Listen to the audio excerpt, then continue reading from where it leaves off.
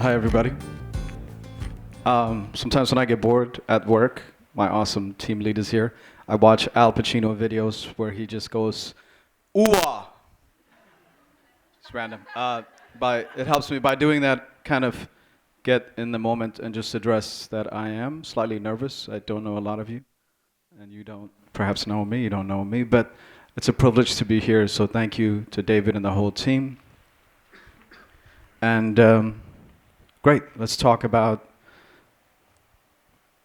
I guess at the heart of it, what I'm interested in this morning is between the interior and the exterior space, right? Between pursuing an external outcome in comparison to an internal inquiry, and what I call a sort of like an open study. So, I have the privilege of working at an awesome company, Zillow, downtown Seattle. Walking around one day in 2013, I come across this note. And I don't know if Thomas is here, I think that's his name, has this heartfelt note that he's written. And I don't know if he was carrying a bouquet of flowers, but this note was, I found it on the ground, and it was this heartfelt note about wanting to give this person their recognition and their due.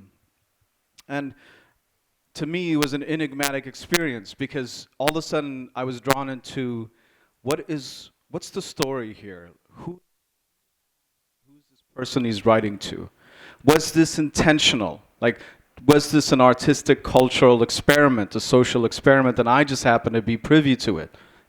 So these series of questions developed from this one incident, walking after lunch at work, and these sort of things. What I'm after in my own practice is the question, is a series of questions that come up. So this is a poem, the tepid waters, the aperture taken at the bits of the Ave to reach out and reach through. And I've hired and I've seen you. I am now sorry, I could barely read my handwriting. I am now something at the periodicals, turning the ample proofs. And this is a project that I'm doing called Ticketed, where inspired partly by that incident, where what looks like a parking ticket envelope, you go to your car and you're like, oh, I got a parking ticket, and you open up this parking ticket, and it's a love poem or it's a poem. And do you know how many in experiments in Seattle? You may have a different number than mine, but it turns out, oh, there's a parking enforcement guy. um, This is awesome because when I first began this experiment, the first few actually I used up my own parking ticket envelopes, and then I would come up to them and be like, hey, I'm doing this thing. Can I have an envelope? What's up, Heather? It's good to see you. And some of them would give me one, and others would be like, no, man, you can't have a parking ticket envelope to put poems in. What are you talking about? So great. I love this guy. So I had this privilege in this experiment, right? Scalable creative experiments, where I could call him, where I called the printing company and said, hey, I want you to duplicate 100 parking ticket envelopes. And it took them a day, but they're like, there's no way we're going to put City of Seattle, like an official city or state government. I was like, oh, okay, great. I've got an answer for you, literary curation of Seattle. And that was proud of myself. But I love that guy. I wish, awesome. But it takes 21. It takes 21 random placements of love poems on people's cars who I do not know to come across a friend. We both had attended D'Angelo's concert, and I was moved, as you can see, and she came out, she posted it on Facebook and thanked me. And I'll come back to this, but something happened the moment that somebody actually revealed the poem, because if you were on my network, whether on Instagram or Facebook, you would see I was doing this project, but the poems were never revealed. The poems were only for the readers, for the people whose cars this was, right? And this is the first time that the poem was revealed. And sort of my guiding principle here, because I was slightly a voyeur, I saw a lot of your profiles. I'm in a company of some amazing creative people as well. So what I'm interested in is I haven't figured out the exact order, but adulting as an artist or arting as an adult. And I think you can all relate with me, whether you're an entrepreneur or an activist or work 9 to 5. Through the obligations, you're trying to find a way to creatively challenge yourself and express ideas, right? And um, and it's too bad Michael couldn't be here, but Michael expressed this better. But um, this is not actually a Michael saying, but a close friend of mine named Diana said to me, poetry is a boner killer. And I thought it was hilarious. I thought it was the most hilarious thing because what I'm driving at is I come from a spoken word community from the 99 to 2003. I was an organizer, a poet, a performer, an MC. And what I wanted to do though was challenge the ways that I can get my poetry out, or I can promote poetry, or I can engage people um, in the art that my primary art form. So I wasn't in disagreement with her. I just thought it was hilarious because not everybody, but some people have the same experience where the experience of how they get access to poetry, you know, whether it's the spoken word on Tuesday night, which is amazing, but sometimes it's problematic because people start sounding like each other, or the predictable official poetry reading and the tone of it, the environment of it, right? I had been so engulfed in that, I wanted to look at ways to get out of that and challenge people. My reference to Michael is Michael and his team, his civilization, articulated it better, but you know where ideas go to die? Ideas go to die when they're not, when they're in the labyrinth of our own mind, of our own minds, right? What I mean by that there's a theme in in all of my projects, or when I start seeing the light, which is um, which is that if an idea is fostered internally with me and I'm not openly discussing with it, it never launches. But if I start somewhere, right, a scalable project, or if I start calling friends or people who admire and say, hey, I'm thinking about doing this project, you know, love poems inside of parking ticket envelopes, sending love poems to Earth's orbit, you know, what can you do? But one of the things that I did was I was like, oh, I'm going to challenge this. I'm going to put this at the back of the stranger. Hire a poet for your next event. And you know who calls who calls this ad? Other poets. Yeah, yeah. But I can at least tell you I tested the idea. I said, hey, your next house party, hire a poet. Um, and then I said, okay, let's take the experiment in a different direction. Post this question. Is it a writing prompt? Is it a way to promote myself? Um, it's technically a slightly tricky question because you can't, you can imagine what other person's experience of kissing you is like, but technically you really can't answer. And to my surprise, do you know where this really works? Is at a party surrounded with awesome people and randomly bringing up the project, and people think it's an erotic prompt to make out with each other. Be like, oh, I can answer that question. Do you want to kiss me or you kiss the other person? It's just a random little discovery from this experiment. If you want to use it at a party, feel free to do so. Um, but great, so the experiments continue, right? Again, scalable, sizable, coming from an internal sense of curiosity. What would this be like? What would people's response be? And then 2013, I believe is the exact date, 2014, there's this enigmatic property on the corner of 12th Avenue and King Street. And I just posted literally to my circle of friends, hey, I've been intrigued by this house. Does anybody know who resides there? Why are all the windows covered up? And then from this intrigue, I just saw the incredible amount of responses of people just kind of feeling the same way or having the same question. So I called up 2 artists that I wanted to work with and said, hey, let's do something with this. Can we do something around this? And then over 3 to 4 months, we developed this project called Porchlit. Um, and and we launched it on, April 23rd, 2015. 365 days of poetry readings recorded and uploaded on SoundCloud. Um, And I talk about how this project is an intersection between promoting poetry that inspires you or literature that inspires you, to also combined with weekly podcasts about Seattle history.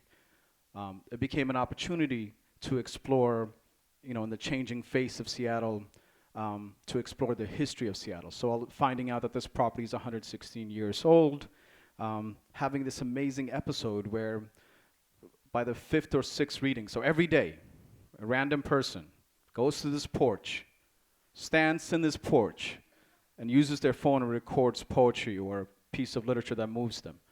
Do you know how many days it takes before they call the cops on you? It takes about 5 to 6 days.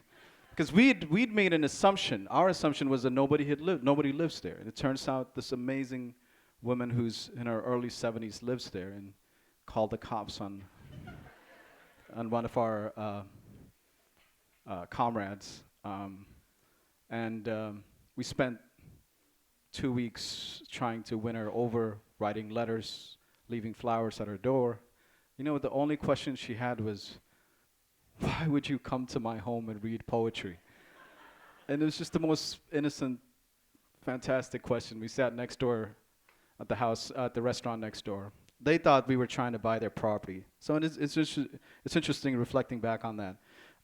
One of the rewards, though, again, is so uh, you come out of college and you find depressed or sad or sorrowful. You find art history and you say, wow, people make these incredible images 500 years ago, and we're sitting in a dark room and we're talking about what these images mean, and it blows your mind, and you say, God, I want this thing, and you think you have an idea what an artist is, right? You have this like idea, a solid idea of an artist is, and you pursue it for years thinking it's this like solid object. But it turns out it's never fixated. It turns out that is never really interesting. What's interesting is about how you can involve your community and do these interesting projects with people having these amazing expressions.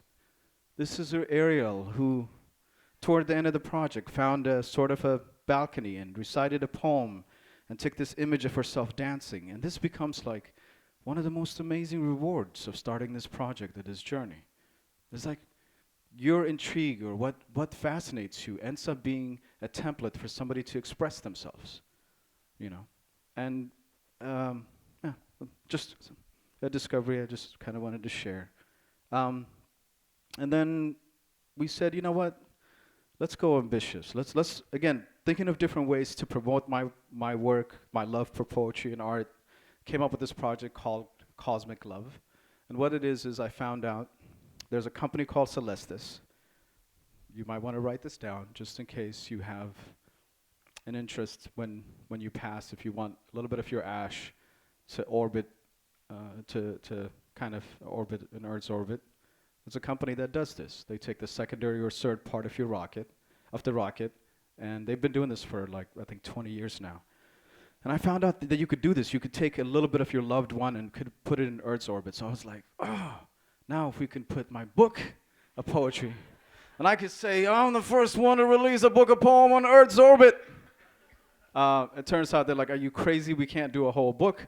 But, they're like, no, this is just not going to work. So I said, oh, what if we created a little small digital file, little memory card, and then what if it became a community thing? What if I got other people to share their love poems and declarations of love, and then created a sort of created a Kickstarter project called Cosmic Love.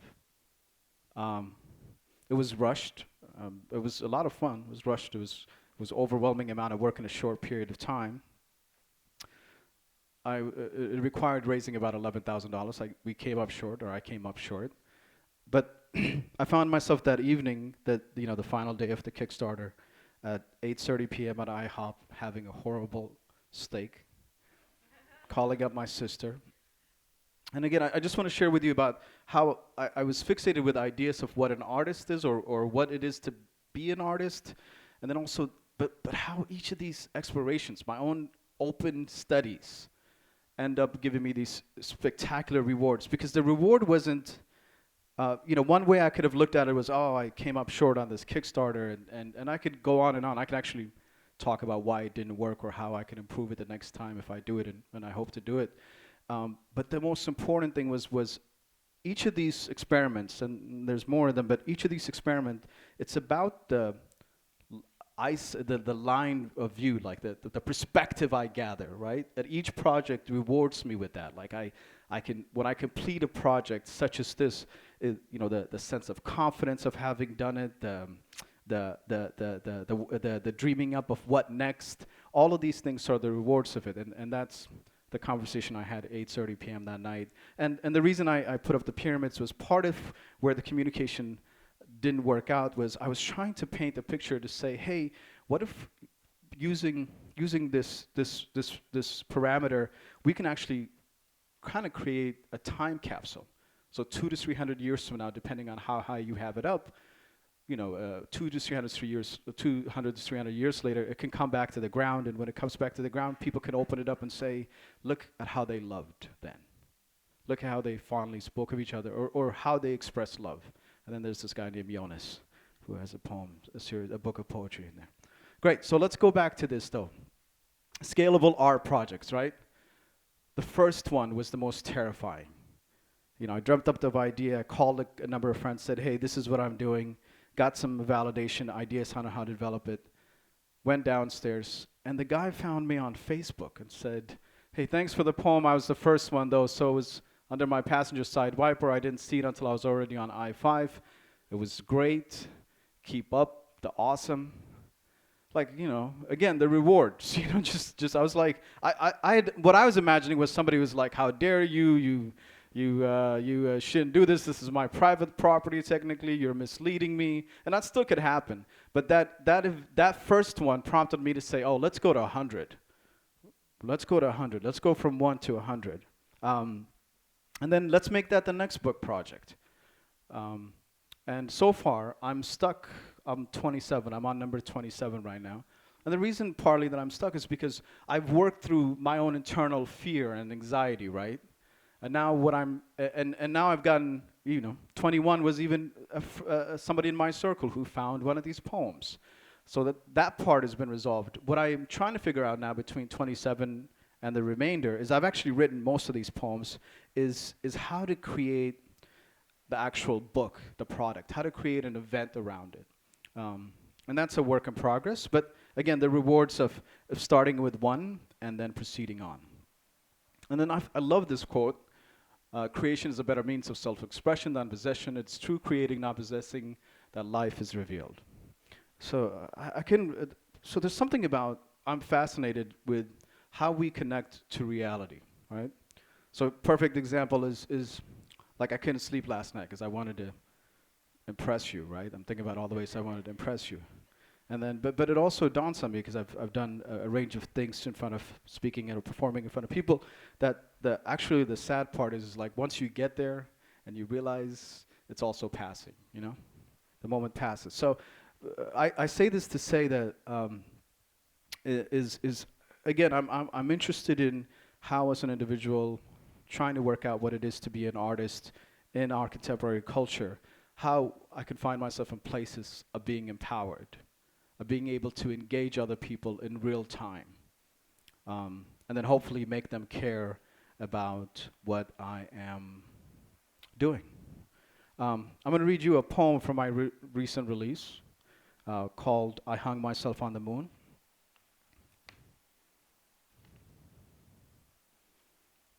Also, I'd just like to thank my friend Heather who helped me edit this book. She's in the audience. Thank you.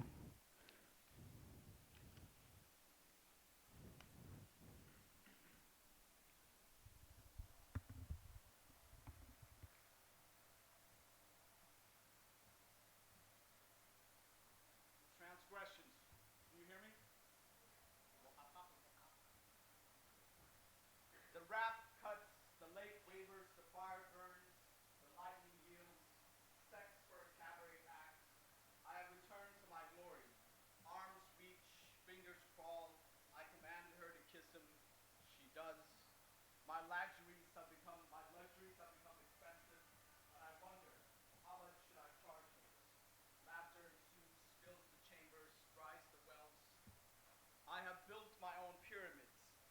lovers to bury along with me the sweet down under. I've measured the distance, and my kite reaches the emblems of the imagined. Past the house I believed I was roofed under, the moon, patriarchy slanting. I have measured the distance between lips and wolves, deities of the night, and evangelical promises to wed my lovers in the desert. Now the procession awaits. Gosh, that's a lot of fun to write. Um, so this brings me to the conclusion of my presentation with you. My website is Yonnas.me. I know a lot of you are amazing designers. Please forgive today's website. If you want to follow this project, ticketed.com is the website to go to. Again, scalable art projects, arting as an adult, adulting as an artist. You know, bought the website domain before even launching the first, posting the first. Oh, thank you. Yeah. Awesome. Before even launching the first poem putting the poem on somebody's vehicle, you know, this took, for me, I was proud of this. It took $100 to put up a website domain, buy a template, have it all ready, so that, you know, when that person who's experiencing it, I can put that website and they can go to the website and they can kind of follow along. And when you go on there, you'll be like, oh, this is kind of, I don't know, maybe you'll think it's weird. I think it's weird. All you see is cars with envelopes on them. But I think that's fascinating. So, and I hope others do too. But thank you very much for having me come and speak.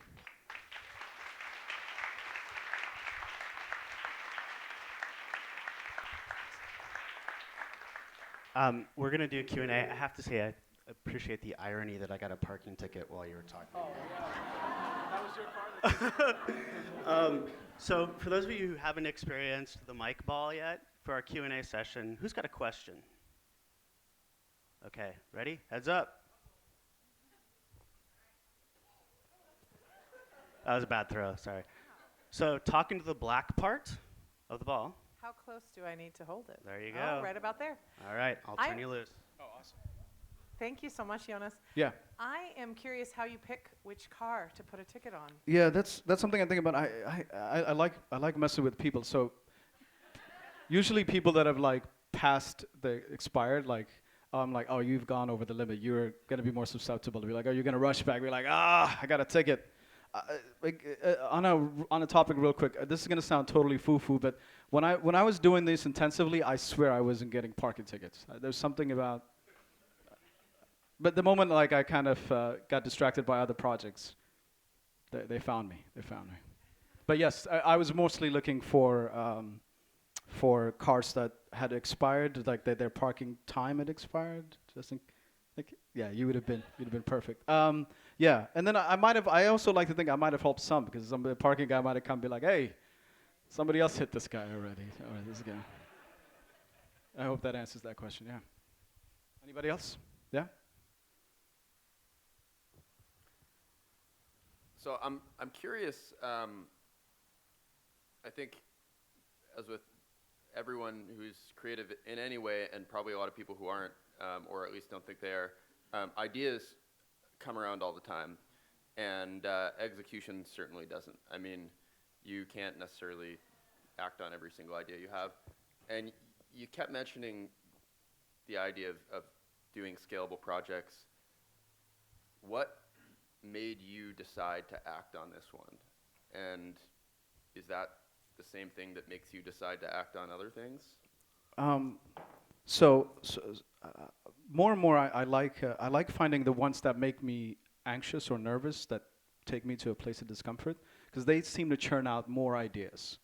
I was at this amazing artist retreat weekend with no internet and no Wi-Fi and basically almost no electricity, and I was freezing my butt. And I just come back from Africa where it's 70 degrees weather, but I needed to go because I know from myself that if I put myself in projects or experiences that I'm uncomfortable in, more ideas come out. And you're right, most of ideas don't necessarily need to be executed on, or but in this case, it was a combination of, God, like it's a little bit of being a trickster, right? You're just like, I'm kind of fucking with them, but it's in a sort of, I think it's in a sort of sweet, slightly cheesy way. I'm not going to downplay that, but but it's not going to take a lot out of me. Like doing the Kickstarter project, like I lost to get like a decent amount of money just even trying to do it.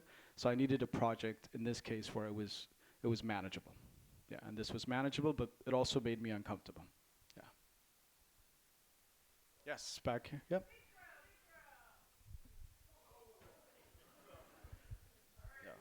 Yeah. We we need one of Hello, those hello. for Zillow. Oh, that is clever. Mike Ball. Okay, is there a particular audience that you are trying to connect with? It's like, you know, I really want to reach this particular crowd and make them have this type of impact. That's a really good question. In it's a work in progress for me to think through in that way. And these though, especially when it comes to like creative, artistic, social experiments, um, I haven't resolved what that looks like. I'm trying to work through my concept of what it is to be an artist and how that looks like, and shatter it right through from an internal drive to an external expression. So in that sense, I rarely slow down and say, okay, who's my audience in this case? Right now it turns out to be Mr. Gavin Sullivan. Thank you for joining us. Right now it turns out to be just my circle of friends. Yeah. When I come back and do, and maybe if I do the Earth's orbit project again, maybe I'll think through better. It's like, who's my audience? Who would be interested in? Who could really connect with an idea of sending? Is it recently married or people celebrating their anniversary of their weddings who can send these little digital files of declarations of love to Earth's orbit? But it's something that I want to incorporate more. But mostly right now, when it comes to my creative projects, it's really just mostly about me, just the internal, the expression, the self-expression. I was I was doing this business idea where I was renting out cars to Uber drivers. Now I knew who my customers were there, or who I was after. Thank you. Thanks. Anybody else?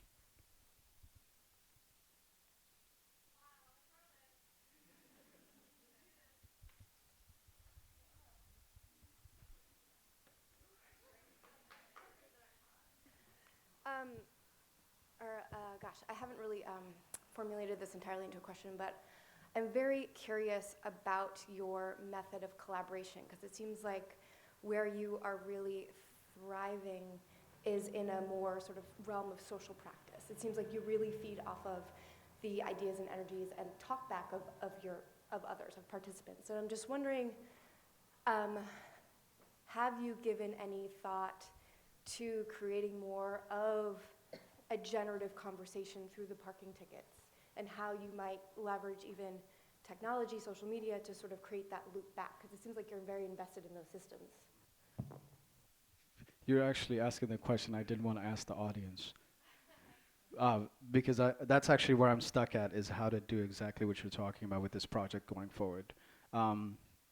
It's about how the experience, like maybe even the design of the actual paper and the instructions that come with it. Whether there's some sort of what are those little graphs that you can? Thank you. QR codes. Would incorporating a QR code that takes you back to a website and that gives you instructions. One of the projects that I did was called Collect, and what we did was we took people on party buses to art galleries to inspire the idea of collecting art.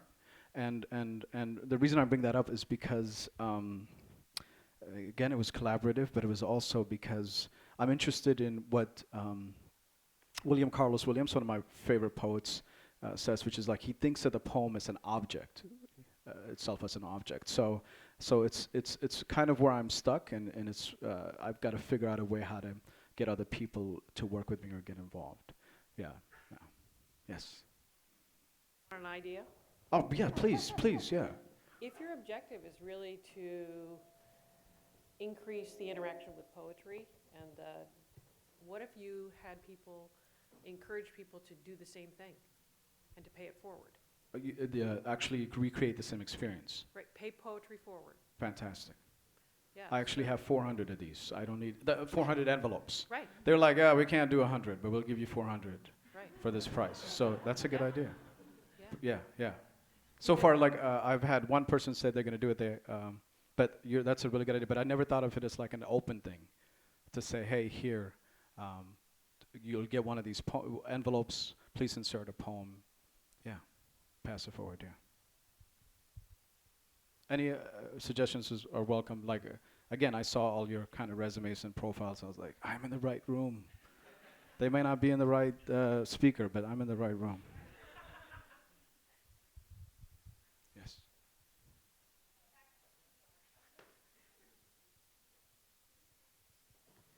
Okay, this is less of an idea. This is more of a question. I'm sorry.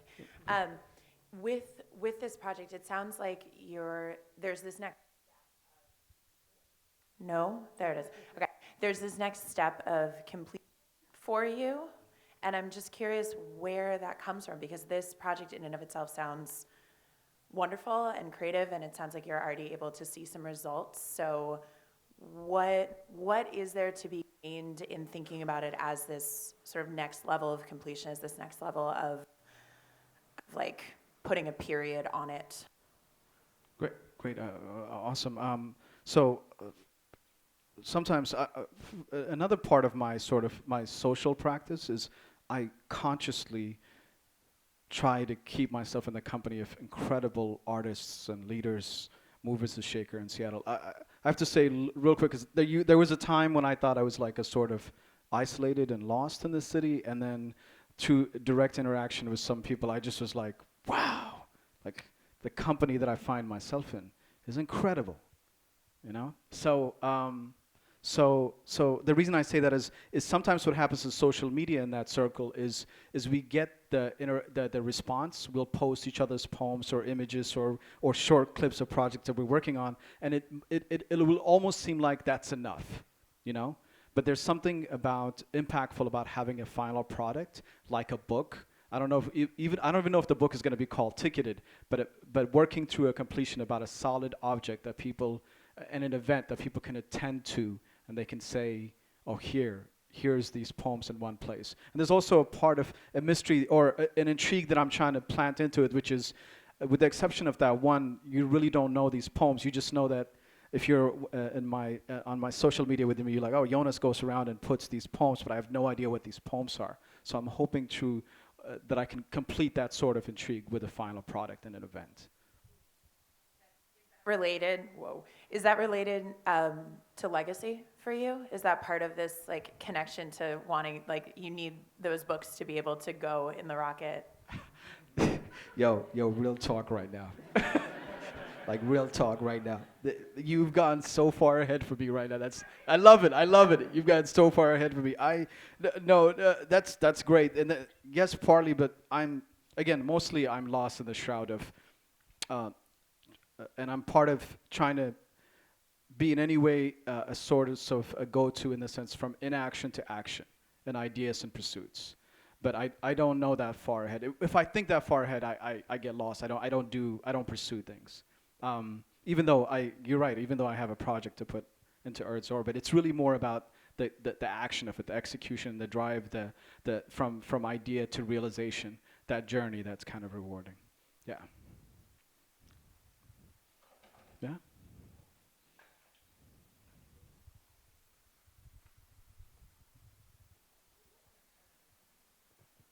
that actually worked.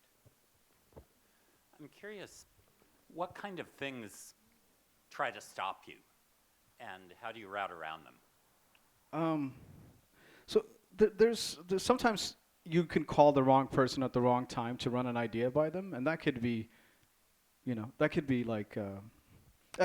Actually, I recently had an experience where, like, I thought somebody was gonna give me a direction that was affirming, and then they totally like shattered that and did like the complete reverse. Like they went so meta on me, like so beyond my realm of imagination. I just was like, in a way, I was like, "Fuck you," but you're amazing. It's gonna take me like a decade to get what you just said. Um, that might be it. But again, I go back to what Michael and Civilization and what they articulate better is I think a lot of times I really think that like everybody in this room has ideas that they're really super excited about. And I think the number one place that stops you is A, you think you know, I can say this for me personally. You think that if you express your ideas, that people will copy and take them. More often than not, you'll find out that it's been done before.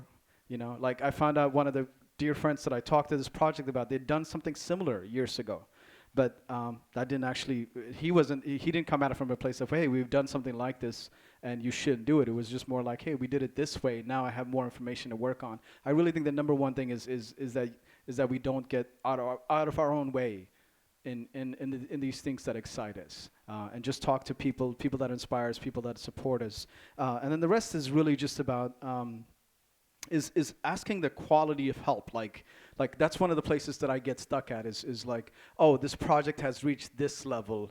Now, just being honest about saying, hey, I actually don't know how to progress it forward, and who can I find to help me, like, see what I'm not seeing and to challenge me to make it grow. Because once you get the thrill of doing the first one, you're just like, oh, I know how to do that.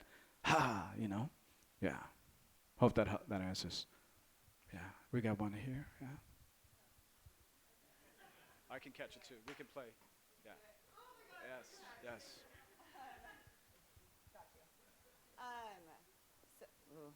Okay. So it seems like you start a lot of projects. It seems like you have a lot of things that you've begun on. I hope this isn't too And forward, completed. but, huh? And completed. Just kidding. And completed. Yeah, exactly. But do you mind talking about what your relationship is like with fear, like beginning all these new ventures? Yeah, great. So I don't believe in denying fear. Again, I'm like, let's welcome. Like, I want to welcome fear as much as possible in all the pursuits or projects that I have. You know, so that, like, my way of saying "ooh-ah" was my ritual to be like, hey, I'm nervous. I'm in front of you, and then I do this wacky thing with Al Pacino impersonation. That's horrible. But it's my way of like answering that question, which is like I want to honor that as much as possible and stand with it in whatever pursuits that I have. So yeah. Just sitting right behind her. So what I really struggle with is the balance between using fear as an inquiry, because it is like I find fear oftentimes shrouded in mystery. So how do you balance between, oh, this is an opportunity for inquiry versus just do it and get over it? So I'm a big fan of. I know some people don't like his work or they think he's misleading, but I'm a big fan of Timothy Ferriss, who does the 4-hour work week, and he has this. Two things that I just want to bring up that I picked up from him following him, which is the first one is asking the question like, what's the worst that could happen? That usually helps me. Like today, I was like, hey, I can put on LinkedIn, I gave this talk. And then, you know, because the other reality is like boring people to death. But the worst case scenario is I gave this little talk. The other thing is being okay with shitty. Like being okay with shitty to do something, to enact. So what I mean is I try to each morning do 5 shitty poems, and the 5 comes from. It's never perfect in the sense of doing it daily. The 5 comes from Pablo Neruda and his practice, and the shitty comes from Timothy Ferriss. And the shitty is a way to push through the resistance. Is to say it's okay, like that the momentum comes in action. So why don't I just do it? And then what the reward is again is I come back to this again and again. It's just I want my practice to be about where I confront the questions, and the questions happen in the action. You know. Recently, I started. I go to art as a sort of. I go to art galleries and museums as much as I can, and it was only until recently I started going and actually sketching. At the and not to say that I'm like gonna be moving to Paris and selling you awful sketches of yourself as you're going into the Louvre. Personal experience. That's coming from personal experience. But it's just, but it was a series of questions about how to slow down with art, right? And through this, be like, oh, here's Picasso's sketches. What if I started taking my sketch pad on my breaks from work and going downstairs to the Sam and sketching them, right? Now, even in just doing that, I'm dealing with the resistance, the fear of myself is like, dude, you can't draw, you know. But finding out through that, this private. You know, I wasn't going to share these drawings, but even in there was fear. But in doing it, this weird thing happens. I swear to you, like, I can feel the spirit of the artists in that way. And there are details that I didn't notice. There are details that I didn't notice because and I'm going to throw you all into this. Most of the time, the way that we experience art is like an event that we attend to, and then we move through extremely fast, whether we're with friends or on dates trying to impress them. But if you slow down enough, you can feel the presence of the artist, and you can see details that you didn't see before. Again, though, I say all this to say to partly share interesting personal discoveries, but also again just to be like, oh, I'm gonna the drawings are gonna be shitty, and they've been shitty for a long time. But god damn, like what can I discover by just going ahead and doing them? And that's some of the discoveries. Oh, yay, man. I'd be like, yo, man, let's do 4-hour art week or something like that. Yeah. How you feel about that? Yeah. Here, I'll toss this one time. Oh, that worked out. Awesome. Well, thank you. Yonnas, forgive me if you already answered this. I went to go check my parking. So I would like to see, this goes back to your ticket poetry, I'd like to see the reactions of these people who get the ticket. And you could ask them, there could be 4 different prompts. How did you feel? What did you think? Did something pass by you? Were you upset? And I would like to experience the emotional roller coaster. Oh, beautiful. And Beautiful. I think many of us would be interested in that. Beautiful. Yes? Yeah. And they would also share, if their friend got a ticket and had that video, they would probably share it with all their friends. So I think you could really grow that. Beautiful. I'm interested in just sort of like the survey template. I consciously opportunity came up to be like, oh, why don't we, like a few friends are like, let's maybe videotape it, and I went away from the videotaping. But I like the survey sort of a prompt to be like, what did you feel? What came up for you as you had this experience? I really like that. You want to see video? Awesome. Vote for video. I love it. Any other? Yes. Ah, awesome. I love the survey. I'm not sure if you guys have sold me on the video. Yes. Hi, so I don't know if this is obvious, but you could have people take photos of the poems and just use your hashtag on Instagram. Yes. And then people could look at them. I like that, yes. And 2 other ideas for it is maybe you could do it on a significant day, like Valentine's Day, which some people hate Valentine's Day, but like an event day. Or the other one, it could be an invitation to something, like an event. So. Yes. Thank you. Yes. I want people to come. My hope is one of the things to add to the event of it is I'm wondering if I can get people inspired to be like, I own this thing. I don't think it has any value yet, but I was invited to attend to this gallery, and by attending it, what I'm doing is I'm putting up this object that Yonnas was saying is art, and putting it up. So I like that idea a lot. And also the Valentine. I like the Valentine because. Not so much specifically about the Valentine Day, because I want to see if I should come up with a sort of parking ticket attendant, poet meets parking ticket attendant outfit, and just be like, hey, I'm going around and putting up love poems or poems about love. And then another thing, talking to a friend, I was like, another thing that has helped me is again by talking to another fellow artist is they don't all need to be about love. I was like, that blew my mind. I was like, oh, they don't need to be about love or desire. They can just be like, I'm angry that Trump is president poem. So. Yeah, not to offend anybody, but any other questions or comments or suggestions? And also, I've placed my cards up there. You're more than welcome to hit me on email or social media, and I'm always looking to collaborate. So yeah. Yeah.